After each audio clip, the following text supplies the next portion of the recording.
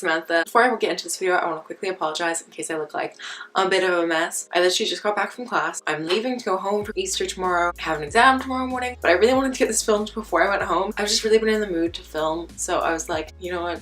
I'm filming my March wrap up. March was not a particularly good reading month for me because I unfortunately got into a reading slump in the very beginning of the month. It was on March 3rd. And the only reason I remember this was because I tried to take part in Zoe's 24-hour readathon and completely failed. And if you want to see that happen, I will link my vlog for that week down below. Because if you didn't know, I recently started doing reading vlogs. So if you want to know how the reading went throughout the month, you can watch all of those vlogs. Anyway, so yeah, I'll link my reading vlogs down below in case you want to go and check them out. But yeah, I got into a bit of a reading slump at the very beginning of the month. I kind of feel like I'm getting out of it, so that's good. But because of that, I only read 3 books during this month, which is not great. But anyway, let's just go ahead and get into all the books. All 3 of them. So the first book that I finished in the month of March was the one that put me into a reading slump, and that was The Power by Naomi Alderman. This book was given to me by my university, actually. They tried to start this new initiative where they're trying to get people to read more for enjoyment, and they gave everyone this book, which I feel like was a very interesting choice because I don't think this is everyone's cup of tea. I read it and it was not my thing. This book is basically about this world where all of a sudden girls just start waking up with this power to like electrocute people, sort of. It's like a lightning sort of power thing. It just kind of follows what happens afterwards. It starts off like 10 years before and then goes on to like present day. This book for me was just very slow in parts. I also just thought it was very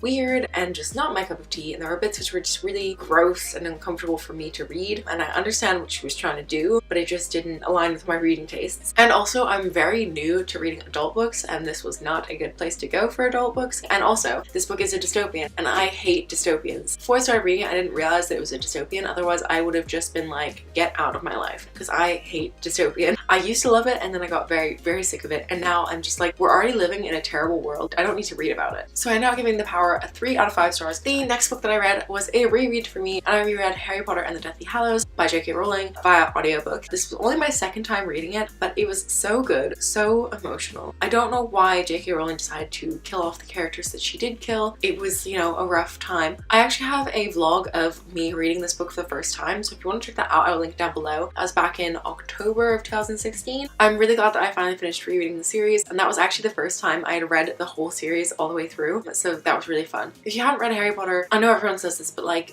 what are you doing with your life? And if you don't like Harry Potter, then that is an interesting opinion. I respect that opinion, but let's never talk about it, okay? And the third and final book that I read in March was Children of Blood and Bone by Tomi Adeyemi. No, Tomi Adeyemi. I think I've been saying it wrong. I think it's Tomi Adeyemi. I'm very sorry if I am saying it wrong. I'm not sure how to pronounce his name. If you don't know what this book is about, for some very strange reason, I don't know why you wouldn't, because absolutely everyone has been talking about it recently, but Children of Blood and Bone follows our main character Zelly in a world where magic has been outlawed and anyone who had magic was murdered during this raid. I think it was like 10 years before the book takes place, including Zelly's mother. But Zelly comes across this opportunity to bring magic back, and along the way she meets a runaway princess, and they're also being followed by the prince. And this book just follows it as Zelly is struggling with her magic and possibly developing feelings for a boy. I don't really know what to say about this book without giving it away because so much stuff happened at the end of this book. So yeah, I really enjoyed this book. I gave it a 4.5 out of 5 stars. It would have been a full 5 stars for me, but as I said, I was in a reading slump and it's always really hard to read things during a reading slump. So it took me about 3 weeks to read this book, and that was entirely my own fault because of my reading slump. But it just meant that like there were little things that I had forgotten by the end of the book, so I think that kind of hindered my enjoyment a little bit.